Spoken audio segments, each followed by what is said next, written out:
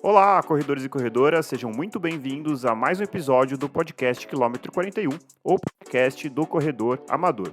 Este episódio é a parte 2 da nossa conversa com Sérgio Xavier Filho. Se você não sabe do que eu estou falando, no último episódio tem a parte 1, então essa é a continuidade da nossa conversa. Eu Eu acho que recomendo. se fosse isoladamente pelo lado esportivo, a gente poderia estar acompanhando um atleta profissional, né? Eu acho que o legal é entender Isso, essas pessoas que são comuns, né? Sim, claro, eles são amadores de alta capacidade, né? Mas assim, tem as suas vidas profissionais por trás e esse enredo, assim, o lado humano que conecta a todos, né? E a figura do Portuga, assim, em pouco tempo você vê, você tá torcendo, não, vamos pegar esse cara, porque esse cara é muito chato. Eu não conheço ele, mas assim, a impressão que dá é que é um cara chatão mesmo, assim. E aí é, você começa a torcer por isso, né? Isso que é isso, interessante. exato. E é super interessante porque quando eu acabei de escrever, né, e eu não deixei ninguém ler, né? Eu lancei do jeito que eu achava que tinha que lançar. E eu tinha um medo na turma, era o Portuga, né? Putz, esse cara, ele vai ficar chateado comigo, porque eu descrevi ele como um vilão, né? Uhum. Mas ele era um vilão.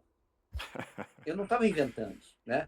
Ele era um vilão e sabia disso e Aham. gostava disso, É, né? esse que é o ponto. O É, É vilão o cara convicto. marrento, é o cara que é, tinha performance sem seguir a planilha, tinha ali uma genética bem favorável, é claro, treinava pra caramba, mas ele não seguia as recomendações do Marcos Paulo, então o próprio Marcos Paulo queria destruir ele, né? Foi daí que começou, né, toda a história, né? e é muito interessante porque uma das histórias que eu mais gosto, né? Que essa não está publicada no livro, né? E eu só fui saber muito tempo depois, porque só aconteceu muito tempo depois, né? É um dado momento, o livro é lançado, etc. E um dia está o Portuga, que foi um super atleta, né? Assim, um amador muito bom mesmo, né? Mas já está lá, meio aposentado, e ele encontra uns amigos muito ricos, né? Um filho do amigo rico está lá nadando para fazer triatlo com um personal americano, australiano, sei lá da onde, né? E aí o cara chega nadando na praia e vai falar com o pai dele, né? Que é o amigo do Portuga, e o pai diz: olha, esse aqui é o Amilcar, né? Ele é um maratonista sub-3, né? 2:43. E o cara fica meio, tá bom, beleza, você está achando que é uma mentira. À noite tem uma festa, e alguém estão lá conversando e esse cara que é o atleta filho, né, chega e diz assim para um amigo: você imagina, meu pai apresentou aquele velho lá que o cara veio com uma lorota que ele sabe, tem 2:43 na maratona, coisa e tal. Você não conhece? Aquele é o Portuga. E aí o Portuga é uma lenda, mas o cara não ligou que o Amilcar era o Portuga. E aí, desculpa aí, não sei o quê. O cara foi imortalizado, né? Dentro do. Então, ele adorou a história, né? É o vilão que não tem nenhum problema de ganhar esse rótulo. Muito Mas bom. o livro é incrível, assim, a forma como é escrito, né? E eu acho que foi uma baita sacada, né? Contar as histórias de forma separada, depois elas vão se unindo. Então você acaba um capítulo e você já quer ler o outro, porque você fica intrigado por que aquela história está sendo contada. Daqui a pouco vem a história, sem spoilers, mas do Felipe. E aí, pô, tem uma hora no livro que você quer chorar, né? Então, assim, Uhum. para quem está nos ouvindo e não leu ainda esse livro, ou leu há muito tempo, vale muito a pena relê-lo ou adquirir, ler, viu? É realmente um É, fantástico. Você sabe, Murilo, que eu tive uma experiência bem estranha, né? Porque, beleza, eu escrevi o livro, né? Mil histórias, lançamentos, a gente fez vários lançamentos, né? Pelo Brasil todo. Uhum. E de vez em quando tem, né, debates, a gente já fez alguns debates com ele juntos. Enfim, a gente vai vivendo o livro. Quando foi para escrever no ano passado essa história dos 13 anos depois, o que aconteceu com cada um deles, Uhum. eu tinha a obrigação de reler o livro, né? Para, né, saber detalhes, para poder continuar a história deles, uhum. Uhum. etc. E aí foi o mais louco, né? Porque eu fui lendo e eu fui me emocionando. Aí eu fiquei, mas como assim? Fui eu que escrevi isso. Quer dizer, não tem cabimento. Essa emoção já foi, né? Mas não, ela voltou, né? Então, porque é uma história deles, né? Não é uma história minha. A história de vida deles é muito, muito emocionante mesmo. Então, eu caí na minha própria armadilha. Muito bom. Ô, Sérgio, então, assim, bom, Operação Portuga 2.0, para quem já leu, vale a pena ler para saber o que aconteceu com todos esses personagens. E o livro está indo para o seu baile de debutante, né? Vai fazer 15 anos ano que vem, né? Não é isso? É isso. E continua atual, continua chegando a pessoas novas. No caso, eu sinceramente não conhecia e adorei o livro, achei incrível. Então, vale muito a pena. Queria dar uma passada pelos outros livros, né? Então, eu vou na ordem aqui, acredito que seja essa. Correria, Histórias do Universo da Corrida. Se quiser fazer... O Correria é o seguinte, na hora que a gente lança o Portuga, e vira um sucesso, começa a vender muito, vem o meu editor e diz, cara, você tem que escrever outro, rápido, né? Porque agora é a hora, não sei o que. Cara, não tem tempo, etc. Aí eu lembrei, não, espera um pouquinho, eu escrevi um monte de coisa, já ou para revista ou no blog. Talvez tenha jogo, dá uma olhada. E aí a gente viu que tinha jogo. Aí esse Correria é um livro de crônicas mesmo, né? Tem até uma reportagem, 2, 3 reportagens, mas é um livro basicamente de crônicas. E você pode ler sem ordem, né? Pode ser aquela coisa de, sabe, ler antes de dormir uma, no dia seguinte outra. Vai bem, eu acho. Funciona.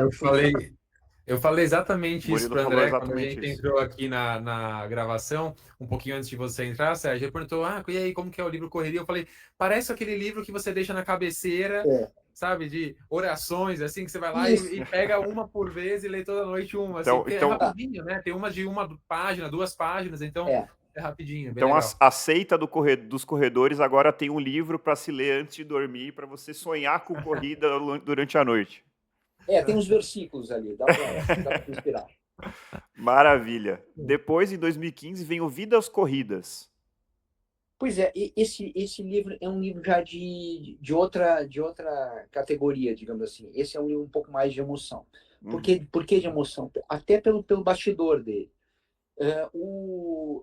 Uma das pessoas que participa, né, involuntariamente da tragédia da Operação Portuga, que acabou perdendo a filha, né, num acidente, o Alqueires é um super executivo, né, um cara hiper bem sucedido.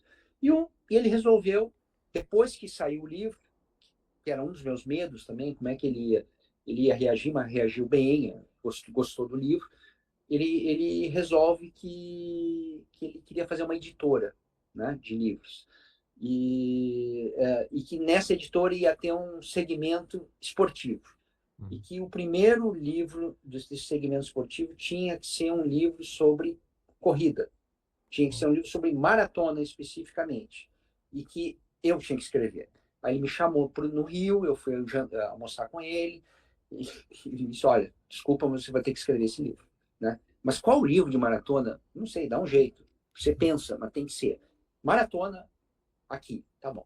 E aí eu fiquei pensando, disse, bom, eu podia tentar achar gente que conseguiu melhorar a vida através de maratona, né? Que se deu bem na vida de alguma forma, que a maratona ajudando essas pessoas. E aí eu peguei gente variada, peguei super corredores, né? O Mansur, por exemplo, um cara que já ganhou prova de verdade, né? Um juiz aqui de São Paulo. Eu pego o Abílio Diniz, é o outro perfilado, tem 2 gêmeas maravilhosas, que correm muito, correm bem. Aí tem um publicitário que corre super devagar, mas é um cara que se conectou com a maratona de um jeito também impressionante. E aí eu fiz essa coletânea, o Vidas das Corridas é isso. Eu acho que dá para também, você vai escolher os teus personagens, cada um lê o livro e acha, puxa vida, me identifiquei mais com o Mansur, me identifiquei mais com as gêmeas e por aí Muito vai. bom. Ô Sérgio, Legal. uma coisa que eu percebi, assim, nos livros, e aí eu quero saber realmente a sua opinião, assim.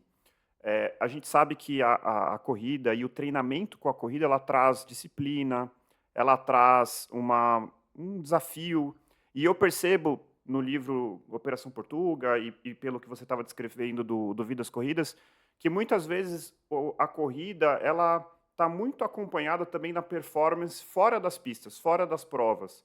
Você vê essa conexão, assim, claro, não estou dizendo que você vai começar a correr amanhã e você vai virar um empresário bem-sucedido, pelo amor de Deus, mas assim, você acha que a corrida pode potencializar a capacidade de uma pessoa, assim, de produzir ou da parte emocional? Como que você acha que a corrida pode impactar a vida de uma pessoa, além da performance na pista? Olha, eu tô mais ou menos, sei lá, uns 20 anos nesse negócio quase, né? E eu não lembro de ter visto alguém que a corrida atrapalhou a vida, nesse sentido, né? Uhum, A vida fora da pista ficou pior, porque o cara ficou mais desleixado, etc. Ao contrário, acontece com muita frequência de você conseguir organizar a tua vida a partir da tua organização de corrida, né? uhum, E acho que a maratona ela é especial nisso, porque a maratona é diferente das outras distâncias, sim, porque as outras distâncias, bem ou mal, você vai levando. Você consegue fazer, com né? certeza. Você consegue correr 10 quilômetros fazendo uns treinos bem mequetrefes, né? Hum. Você consegue fazer meia fazendo uns treinos mais ou menos ali. A maratona cara, vai dar errado. Exige Você uma tem organização a mais, né? Uma exige. organização na vida que acho Comprometimento, que né? reflete É, muito para a vida profissional, para a vida pessoal também. é. É, E não significa exatamente, muita gente acha isso também, né? Ah, não, eu entrei na corrida, então eu vou ter que virar pastor da corrida, né? Eu não vou mais poder tomar meu vinho. Uhum, Geralmente é o contrário, né? O meu vinho, que eu adoro, né? uhum, Eu sou apaixonado por vinho, ele é viabilizado pela corrida, uhum, porque eu sei que eu posso correr porque eu posso tomar meu vinho tranquilo, porque aquelas calorias a mais que eu estou ingerindo, eu vou dar conta delas, né? Correndo, treinando, né? Então, uma coisa não tem a ver com a outra, não, né? uhum. Claro que a véspera da maratona, coisa e tal, eu vou tomar meia garrafa, não. Posso até tomar um cálice, assim, né? Ali, coisa e tal, mas assim, beber para valer, não, né? Mas isso é a véspera, né? Então, acho que tem muito a ver. Para organizar a tua vida atlética, digamos assim, Uhum. você acaba ficando um pouco mais organizado para o resto dos outros setores da vida. Eu acho que eu vi você falando em outro podcast, né? Inclusive sobre que você tem a maratona, o dia da prova é muito legal, completar a distância é muito legal, mas que você aprecia o ciclo da maratona, aquele processo É, de justamente você está subindo distâncias, você está vivendo aquele desafio, organizando a sua vida, estabelecendo prioridades, escolhendo qual que é o melhor dia para tomar o seu vinho. E eu achei muito interessante, porque eu senti muito isso no meu ciclo de maratona, exatamente isso, assim, que eu curti muito o ciclo também, não só é, a prova, e isso é muito interessante. é um processo de autoconhecimento, né? Exato. Principalmente essa primeira maratona, né? Você vai entendendo como seu corpo responde aos treinos, você vai tendo que lidar com o desafio ali de conciliar os treinos com vida profissional e familiar. Então é um aprendizado diário, assim, é muito interessante isso. é isso aí. Bom, É. agora, continuando, eu sei que esse livro aqui eu até falei para o Murilo, Boston, a mais longa das maratonas. Eu vou comprar esse livro, eu vou botar aqui na minha estante, e eu só vou ler o dia que eu conseguir o índice. Então, eu coloquei a promessa aqui nesse podcast. Eu vou, porque assim, falando sobre Boston, eu sei que você tem uma história interessantíssima aí com Boston, uma jornada para conseguir a classificação super, assim, trabalhosa, né, difícil. Conta um pouquinho do livro e conta um pouquinho dessa sua experiência tentando se classificar e a experiência de correr Boston. Bom, eu acho que tem uma experiência anterior, que é a experiência de saber o que é Boston, né? que eu também demorei um pouquinho para entender o que era a Maratona de Boston. Para quem está nos ouvindo e não sabe exatamente, só sabe que é uma maratona grande, uma das majors, né? Boston é um pouco diferente, porque foi a primeira maratona, agora já tem mais, né? Que exige um índice para participar dela, né? Então você tem que ter feito um tempo na tua idade, na tua faixa etária, no teu sexo, correspondente às vagas possíveis para essa maratona. E tem ali uma exigência grande, que até acho que não é uma exigência uniforme. Eu acho que depois, mais velho, fica um pouquinho mais fácil de conseguir o índice. O índice é duríssimo para gente jovem. Né? Só para se ter uma ideia, eu tenho 36 anos. É algo em torno de sub 3, né, atualmente. É muito dura, né? E, por exemplo, eu que vou fazer 60 anos, o meu índice vai ser 13,45, né? Puxa, 13,45 para 60 anos é duro, eu sei que é. Com certeza. Né? Não, mas acho, na minha opinião, vendo o que eu já passei, acho que é menos duro do que era quando eu tinha 45. Né? Ali, enfim. Bom, mas, enfim. Aí eu aprendo o que é Boston, entendo o significado. Porque correr a maratona de Boston não é ir lá comprar uma camisa, comprar uma jaqueta, é você chegar na cidade de Boston e as pessoas estarem te olhando ali, né? Puxa vida, esse cara aqui fez força para estar aqui, ele não comprou isso aqui, né? Ele teve que performar. Então, esse é o primeiro ponto. Aí tem uma outra história, que eu acabo conhecendo a primeira mulher a correr a maratona de Boston oficialmente, que foi a Kathleen Switzer, a Catherine Switzer, e aí ela conta a história dela, que é uma história fascinante, que eu também conto no livro, e já começo a ficar meio apaixonado por aquela história toda, né? Aí, beleza, vamos lá. Vamos correr. Aí começa a minha sina, né? Porque tem gente que vem mais pronto, né, de fábrica, né? Outros não vêm, outros vêm mais bruto, né? Eu sou da ala mais bruta, não vim de fábrica, né? Então eu tinha que achar uma performance bem distante da que eu conhecia, né? E aí eu fui fazendo, e faz uma maratona, e chega perto, aí faz mais outra. No final, acho que deve ter dado umas 8 maratonas no final da história, até eu conseguir fazer o índice, né? Também, de novo, né? Dos dias mais felizes da minha vida, né? Eu fiz em Albany, né? Capital de Nova York. Quando foi? Eu fiz em 2015. 2015. Legal. Eu fiz em 2015 o índice. O índice. E por que eu fiz Albany, né? Porque eu fui dar uma pesquisada, né? Quais as maratonas que mais qualificam para Boston, né? E aí, Albany apareceu. A que mais qualifica para Boston é Boston, né? Mas não é pela facilidade de Boston, é porque em Boston estão já os melhores, né? Então, você consegue de novo o índice, porque você está lá, né? Só por isso, né? E aí, percentualmente, Albany aparecia, eu acho que era a terceira, se não me engano. Aí eu fui olhar o que era Albany, eu olhei, puxa, não é longe de Nova York, tinha uma facilidade logística. Aí eu fui ver a altimetria, era uma altimetria muito interessante, porque você largava alto e você ia descendo até até o 30, né? Então, assim, eram 30 uma descida leve e constante. Exatamente. O cenário ideal. Quase imperceptível. Porque se fosse uma descida mais radical, ia te pegar nos músculos. Então, ela tem ali uma altimetria ótima, porque ela te ajuda, te empurra, a gravidade, mas ao mesmo tempo não vai te machucar muito. Claro, você pode te machucar também, né? Dependendo da tua mecânica de corrida ali, mas não é para machucar muito. E só lá eu descobri a terceira e a mais importante das razões para você conseguir o índice lá, que é uma maratona pequenininha, 1.000 pessoas, e tem um monte de coelho, de pacemakers, né? Então são os caras, os marcadores de ritmo, né? Uma maratona super pequena tem lá uns 10 marcadores de ritmo, né? que é um monte de gente correndo junto para conseguir o índice de Boston, né?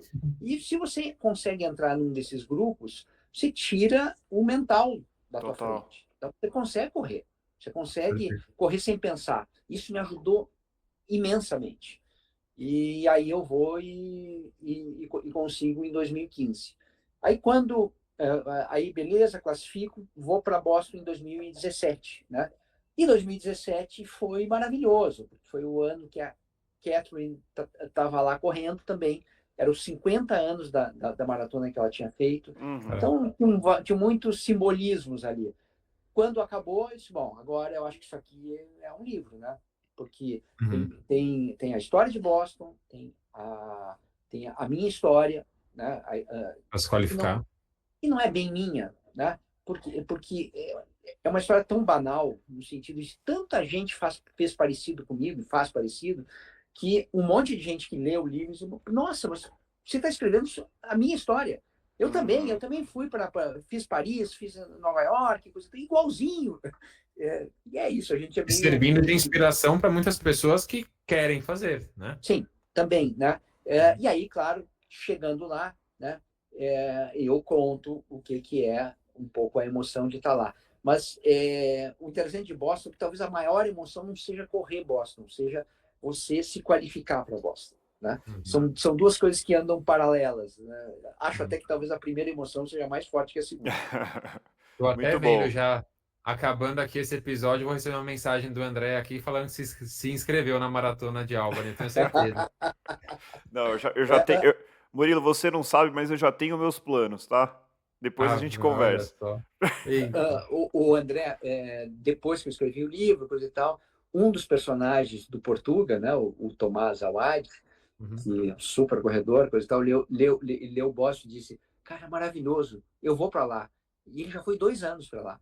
Ele adorou Uhum. todo o esquema, porque é uma corrida rápida também, né? Uhum. E ele vai, faz, fica feliz da vida. Ô Sérgio, Demais. me chama muita atenção você falar que precisou de 8 maratonas. Me fala uma coisa, esse processo, você chegou a se frustrar ou você conseguiu levar isso dentro de uma naturalidade do tipo, um dia eu chego lá? E assim, eu tive momentos de frustração. Uhum. Eu lembro uma das vezes que eu fui correr Porto Alegre, e aí eu quebrei mesmo, né? Quebrei muito cedo, 25, né? Lesão mesmo. Foi duro ali, fiquei chateado, coisa e tal. Mas, por exemplo, eu corri 2010 Chicago. E em Chicago eu fiz o índice.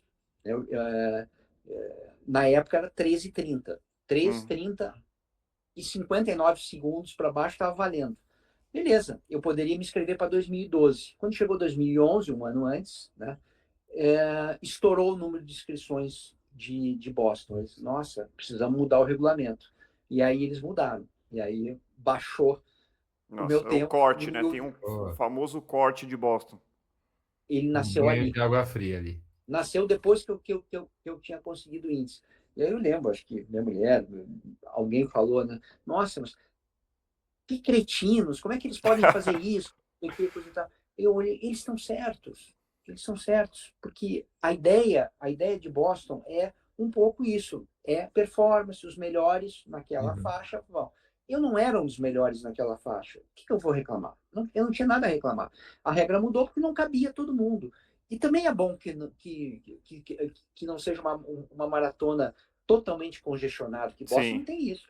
Boston sim, você corre limpo, fácil, porque sim. tá todo mundo na sua faixa ali, correndo bonitinho, né?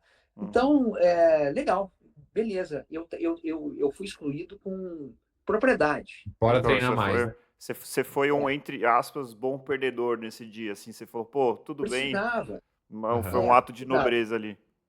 Né? Mas é isso. Tem pequenas frustrações, mas no geral era sempre vamos que a próxima dá. Legal. Tinha uma coisa, Não, você e sabe quando que chega, a gente trouxe um é, cardiologista no nosso último episódio, ele falou que o maratonista, ele atinge o seu potencial dentro da prova, geralmente em até 10 anos de treinamento. Então vamos para o cara, entre o cara correr a primeira maratona, se ele correr uma por ano, ele tem 10 maratonas ali para atingir o seu verdadeiro potencial dentro da distância, né? É uma coisa que leva tempo, né? A é, gente sempre é, fala isso. Claro que tem uma limitação de idade, né? Se você começa mais tarde, sim, sim, sim. O corpo começa a te cobrar uma conta. Mas essa história da experiência, para mim, é totalmente isso, né? Você vai aprendendo coisas. Eu fui aprendendo que, olha, eu não posso correr 2 dias seguidos, né? Não posso correr forte 2 dias seguidos. Então, você vai até organizando o teu treino no autoconhecimento mesmo, é por aí. A não ser que a pessoa seja muito beneficiada ali geneticamente, tem uma facilidade muito grande para a corrida, ela vai conseguir ir para Boston na primeira, segunda vez, né? Normalmente as pessoas penam bastante para isso e são pequenos ajustes que o corredor, a corredora tem que fazer ao longo da trajetória, falha uma vez, analisa o que deu errado, assim como tudo na vida, né? A analogia que a gente fez anteriormente. Então, por isso que o maratonista ali geralmente tem ali uma vida profissional e pessoal também bem equilibrada, de sucesso, né? São pessoas que prosperam ali em outros âmbitos também, porque levam da corrida esse aprendizado, né? Você sempre analisar por que não deu certo, quais foram os seus erros, o que você pode melhorar, e é isso, até que dê certo, né? E a pessoa vai continuar até que consiga, normalmente não para antes. Esse é o plano. Esse é o plano. Ô Sérgio, pegando ainda esse gancho, a gente sempre preza aqui também no podcast, a gente gosta muito de histórias de longevidade na corrida, né? Que a gente entende a corrida como algo para se levar para a vida, não um momento pontual para você viver uma experiência e depois pular fora. Claro que todo mundo tem direito de fazer o que quiser, mas eu sou fissurado assim por histórias como a sua de uma pessoa que levou a corrida ao longo da vida. O que você... Qual é o molho secreto aí? Qual que é a fórmula para não se cansar, não perder a vontade, continuar se reapaixonando pela corrida? Eu acho assim, tudo começa no autoconhecimento. O primeiro ponto é, por que eu estou correndo? Essa não é uma pergunta que você faça uma vez e responda e pronto, está resolvido. Não, a gente vai mudando. Então, se no início eu era completamente performance, daqui a pouco já não era tão performance assim, né? O meu objetivo, né? Eu quero fazer tal tempo. Daqui a pouco eu quero correr naquele lugar, né? Eu quero correr com essas pessoas, né? As corridas de revezamento, eu sou apaixonado por elas, né? Porque Muito legal. é o esporte coletivo, né? Corrida de revezamento é o esporte coletivo na essência, né? De se ir com uma turma e um torce para o outro e é esporte coletivo. Esse é o ponto. Então, você ir se fazendo essas perguntas. Legal. Amanhã de manhã eu tenho treino. Por que mesmo que eu vou levantar? Eu tenho um objetivo? Não. O meu objetivo agora eu não estou conseguindo pensar em prova. Beleza, então eu não vou pensar em prova. Então eu não vou para fazer um tempo run voando para chegar esbaforido. Não, amanhã eu vou fazer um treino de um ritmo leve. Porque isso é o que vai me deixar feliz essa semana, né? Eu estava agora num ciclo meio atrapalhado de maratona, né? Corri a maratona de São Paulo meio errado assim, mas nem era para correr a maratona de São Paulo, fui correr Porto Alegre e aí Porto Alegre, né, foi cancelado. E então assim, você ir trabalhando esses objetivos e você ter um pouquinho de não é complacência com você mesmo, mas é um carinho com você, né? Do tipo, pô, você está um pouco mais velho, você não precisa hoje acordar às 7h30, acorda às 8h, vai um pouquinho depois, você conseguir essa aceitação e não brigar com a corrida, né? É importante, né? A corrida é amiga, né? Ela está lá e dependendo do que você propor para ela, o que você propuser para ela vai aceitar, né? Não precisa brigar com a corrida. Eu acho que esse é um pouco o segredo ali da longevidade, de você se aceitar e aceitar a passagem do tempo também, né? Sim. E eu tenho um grande amigo, né, o juiz Iberê Castro Dias, corredor de 2h44, né? E aí, quando começou a cair o ritmo dele, ele começou a a brigar com a corrida, né? Isso, Iberê, cara, o tempo está passando, você já está lá com 50 como, anos, né? coisa e tal. Faz parte. Uhum. Faz parte, né? Uhum. Mas, ó, olha que legal, Sérgio. Em 2016, no Correria, você escreveu o seguinte, né? Pegou ali do blog, né? Provavelmente. Escreveu assim, ó. No capítulo dos mandamentos, ou os 10 mandamentos. Se correr se torna uma obrigação, é hora de refletir. É muito esforço por nada. Quem corre sem sorrir perdeu sua tábua e não sabe mais qual é o objetivo. Saúde, performance, bem-estar, relacionamento. Correr tem um porquê, a diversão está relacionada a isso. Então, totalmente coerente com o que você acabou de falar, né? As diferentes fases da vida, você tentar encontrar o seu porquê, né? Então, talvez ali quando a sua performance comece a cair, vamos pensar um novo porquê. Talvez seja o lado social, talvez seja se manter saudável. Então, tem os porquês. E quando você perde ali esse rumo, esse norte, né, do que te motiva, o que te levanta, o que te faz sair para treinar, é hora de refletir, né? É hora de refletir e encontrar um novo motivo. E acho que a longevidade está muito ligada a isso. Com certeza. Exatamente. O autoconhecimento ele acaba permeando demais tudo, né? Inclusive você conseguir estender a tua vida atlética, né? Eu tinha uma pergunta aqui, Sérgio, que eu acho que, na verdade, você acabou respondendo com essa, mas vou fazer mesmo assim. Que é, o que você falaria para o Sérgio que hoje está indo lá para o seu primeiro treino de corrida? Se você tivesse essa opção, assim, que a gente está falando de uma trajetória incrível, mas o que você falaria de conselho para aquele Sérgio?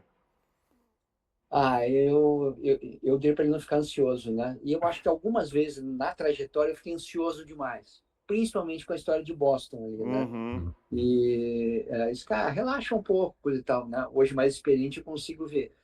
Nem sempre foi assim, né? Muitas vezes eu que penso demais, puxa, será que vai dar, coisa e tal, né? Acho que eu podia ter ficado mais tranquilo em alguns momentos ali, né? Não é uma grande queixa, mas eu acho que dava. Muito bom. Boa. E, Sérgio, uma longa trajetória, né? Falando de corrida, correndo. Conta pra gente, você enxerga no universo da corrida alguma mudança desde que você começou lá atrás até os dias atuais? O que você acha que mudou no mundo da corrida, nesse mercado? O que você vê nesse sentido, assim, as mudanças? Eu acho que tem uma mudança fundamental que é o pau de selfie, né? Eu acho que esse de verdade, é a grande mudança. Isso aí não é que não existisse, mas você não fazia muita selfie, né? Você corria, conversava, contava, coisa e tal. Acho que agora o negócio da rede social, eu acho que ela acaba, às vezes, mascarando e enganando um pouco as pessoas, no sentido de elas acharem que elas estão lá para prestar satisfação para os seus seguidores, né? E as coisas não são assim, né? A gente não... com raríssimas exceções, ninguém ganha dinheiro, inclusive, com isso. Né? Com seguidores, né? E virou uma maluquice mesmo, né? O que você não está lá, né? Mas isso que eu estou falando vale também para o show de música que você vai, né? Vale para o restaurante. De repente você não está saboreando o prato. Sim. De repente você só está fotografando o prato e botando no Instagram ali, né? O show para mim é um negócio patético, né? Porque as pessoas ficam gravando e preocupadas com a gravação. Exato. Né? E não estão olhando o show, A música não está entrando. E para piorar, a gravação com raríssimas exceções fica um lixo, né? Então, depois você vai deletar, inclusive. Né? Então você nunca vai assistir. E nunca vai assistir. Você só perdeu aquele momento que podia ser teu de a música entrar em você, né? A corrida é isso, né? É ali e agora. Se você está preocupado em contar essa história já, às vezes online, né? Talvez você esteja se desconectando com o teu objetivo. Eu vou contar um... Fala lá, desculpa, André. Não, eu vou contar um relato pessoal, né? Porque, assim, Eu sempre fui aquela pessoa bem low profile, assim, das redes sociais, nunca gostei muito de postar. Atualmente, por conta da minha assessoria, até do próprio podcast, né? Tenho me empenhado mais, criado alguns conteúdos. Mas é muito engraçado, porque há 2 semanas, se eu não me engano, fui ao Parque Ibirapuera para correr 1h30 e eu tive a excelente ideia de levar meu celular, coisa que eu normalmente não faço, porque eu queria gravar um conteúdo enquanto eu corria. E eu tinha 1h30 de treino. Foi a primeira vez que eu levei o celular para gravar vídeo, assim. E aí eu falei, rapidinho, em 5 minutos eu vou gravar o que eu tenho que gravar, guardo no bolso e acabou. De 1h30 eu levei 1h20 fazendo vários takes para um vídeo de 1 minuto e pouco dar certo. Eu tropecei, eu virei o pé, eu quase derrubei o celular várias vezes. Então o making off ficou muito engraçado, porque de repente estou segurando, falando e eu tropeço. E a grande reflexão quando eu acabei aquele treino foi: nossa, como foi vazio esse treino, assim. Eu fiz uma coisa importante profissionalmente, ficou um vídeo modesta parte interessante, mas a minha experiência ali com a corrida foi meio em vão. Eu não tive aquele momento introspectivo, de reflexão. Passou assim voando e eu só fiquei preocupado com aquela gravação e eu não curti aquela minha corrida. Então eu acho que vale essa ressalva, sim. As pessoas têm que tomar bastante cuidado com isso. O momento da corrida é um momento tão, tão seu, né? Tão próprio, e vale muito a pena vivê-lo de verdade, Tem assim. que guardar com carinho. Tem uma foto recente que eu vi, que é uma foto do LeBron James quebrando o recorde de pontos, se eu não me engano, na NBA. E tem uma foto das pessoas vendo, e assim, é só um monte de celular, você mal vê o rosto das pessoas. E no meio tem o fundador da Nike, o Phil Knight, e ele tá assim, sabe, com uma cara de contemplação, com o braço cruzado, olhando assim. E ele é o único sem celular na mão. E aí acabou que a foto, você bate o olho quando você fala, meu, o que é esse cara aqui? E é o cara que criou a Nike, assim. Ele tá completamente contemplando aquele momento, né? E ele é Quem mais aproveitou, quem provavelmente. mais Né? aproveitou, exatamente. Essa é a mensagem. Com Acho que vai certeza. muito nisso, na linha do que o Sérgio falou. Muito bom. Uhum. Bom, caminhando então, não sei se o Murilo tem alguma pergunta adicional, eu só queria perguntar, Sérgio, diante dessa trajetória, que no começo eu até me perdi de tanta coisa, qual é o que o futuro do Sérgio nos reserva em termos de livros, projetos, o que a gente pode esperar para frente? Não, tem muita coisa que eu não sei ainda, né? Por exemplo, a minha relação Normal. com as maratonas está um pouco abalada nesse momento, porque eu fiz São Paulo, não foi bom, estou pensando, será que eu vou fazer de novo? Estou meio brigado com as maratonas, mas acho que é algo momentâneo, né? Eu acho que eu vou me acertar com ela depois. Uhum. E tem algumas ideias de livros, sim, né? Um livro pode ser bem legal, é sobre uma outra pessoa, que eu não posso falar ainda, porque não está certa, né? E tem ainda uma possibilidade de filme do Portuga, né? Isso aí é uma Pô, que coisa que legal. ainda sendo negociado. Falando sobre o livro, eu pensei no final, nossa, isso podia virar um filme. Eu quase falei. Aí eu falei, não vou falar. Aí, ó lá, que legal. Nossa, seria demais um Seria filme. demais, é difícil e tal, a gente já teve umas conversas, enfim, é possível, mas não é provável ainda, Ô, né? Sérgio, Então, mas você teve um lançamento de um outro livro que não é especificamente sobre corrida, né? Mas não, pode falar, acho que vale a pena. sim. É um médico, né, o Gabriel Gami, que é um mergulhador. Eles me contrataram para fazer o livro dele, foi ótimo, porque eu aprendi muito sobre coisas que eu não sabia, né? Um pouco sobre corrida de Isso é montanha, sempre bom. sobre mergulho, né? Eu já fiz um livro também sobre os incansáveis, sobre judô, também, né? Aprendi bastante sobre judô. Fiz um sobre rugby, né? De um personagem, que é o Diego. E cada vez que aparece algo diferente que eu não conheço, é aprendizado, etc. Mas eu acho que tem livro de corrida para aparecer. Não sei quando ainda, mas se tiver, vai ser legal. Histórias não aparecem quando a gente quer, né? Aparecem quando Não, aparecem, é né? isso. Aham. Sensacional, Sérgio. Bom, mais uma vez queria deixar o nosso muito obrigado pela participação. Acho que ficou sensacional o podcast. Não sei se o Murilo tem alguma pergunta adicional, mas assim, acho que tanto o livro quanto a sua participação inspirou a gente, vai inspirar muita gente. Então, muito obrigado mesmo. Não, eu não tenho nenhuma pergunta complementar, mas assim, queria agradecer muito, muito mesmo, mais uma vez pela participação.